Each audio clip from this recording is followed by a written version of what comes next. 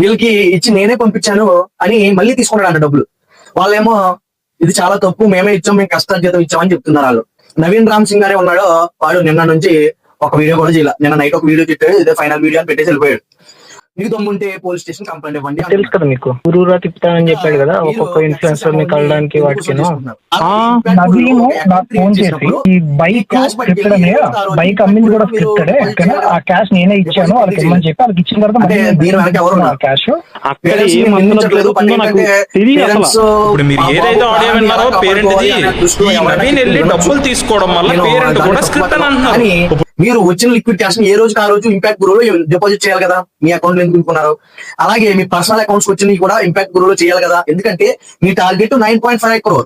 But అక్కడ మీరు already 9.5 crore quotation coat చేశారు. కోట్ చేసిన తర్వాత అందులో అమౌంట్ వస్తుంది, వచ్చినప్పుడు ఇది కూడా చూపించాలి కదా. మీరు ఇప్పటి వరకు ఆ వచ్చిన లిక్విడ్ క్యాష్ ఎందుకు లెక్క పెట్టలేదు, మీ అందరికి తర్వాత లెక్కలు చూపిస్తామని ఎందుకు అంటున్నారు. మీరు ఇప్పటి వరకు వచ్చిన అమౌంట్ ని ఎందుకు ఇంపాక్ట్ గురు అకౌంట్ లో క్రెడిట్ చేయలేదు. అలాగే మీ భార్య గారు మీ అకౌంట్ లో ఉన్న 32 lakhs ని ఇంపాక్ట్ గురులో ఎందుకు చూపించలేదు.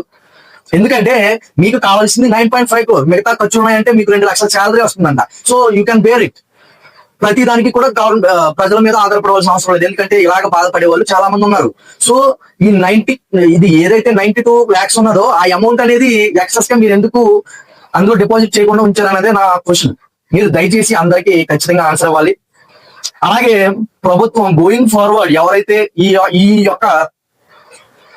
యొక్క ఎస్ఎంఈ గానీ ఇంకొక వేరే ఏదో చెప్తున్నారు, అలాంటి వ్యాధులు ఎవరైతే గురవుతున్నారో వాళ్ళందరికీ ఒక కమ్యూనిటీని ఏర్పాటు చేసి వాళ్ళకు ఒక ఫండ్ అనేది క్రియేట్ చేసి అవసరమైతే మీరే రేస్ చేయండి ఫండ్ ని. ఇలాంటి బ్రోకర్ నా కొడుకులు, ఇలాంటి పబ్లిక్ కష్టపడి సంపాదించుకున్న డబ్బుని అసలు ఎలా దోచుకుంటారో. స్క్రిప్టెడ్ వీడియోలు అంటే పిల్లవాడికి బాగలేదంటే చాలా మంది వచ్చి చేస్తారు. స్క్రిప్టెడ్ వీడియోలు చేయడం ఏంటి అంటే వీళ్ళు చేసిన కార్యక్రమాలన్నీ స్క్రిప్టెడ్ అయినా. నేను నవీన్ రామ్ సింగ్ ని నేను క్వశ్చన్ చేస్తున్నాను, బాబు నవీన్ రామ్ సింగ్ నువ్వు ఎన్నో సేవా కార్యక్రమాలు చేసావంట, కానీ నువ్వు మాకు తెలియదు ఈ ఇష్యూ వచ్చే వరకు. కానీ నువ్వు పెయిడ్ ప్రమోషన్స్ అని పేరెంట్స్ దగ్గర 50 lakhs ఎందుకు తీసుకున్నావు. ఇప్పుడు ఆర్యాన్స్ అనే అబ్బాయి కోసం 2 కోట్లు పెంచానన్నావు, కానీ ఆర్యాన్స్ అనే అబ్బాయికి 20th June లోనే ఇంజక్షన్ అయిపోయిందంట, వాళ్ళకి డబ్బులు అవసరం లేదు అని చెప్పారంట. సో వాళ్ళ కోసం నువ్వు 2 కోట్లు ఎందుకు పెంచావు.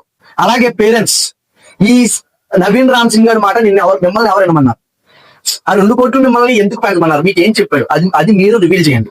ఆ రాంగ్ మెసేజ్ అనేది వెళ్ళిపోతుంది జనాల్లోకి. సో దయచేసి నవీన్ రామ్ సింగ్ నువ్వు సమాజానికి ఆన్సర్ ఇవ్వాలి. అలాగే ఈ బాబు పేరెంట్స్ ఆ 2 కోట్లు ఎందుకు ఒప్పుకున్నారు, మీతో నవీన్ రామ్ సింగ్ ఏం మాట్లాడాడు అనేది మీరు చెప్పాలి.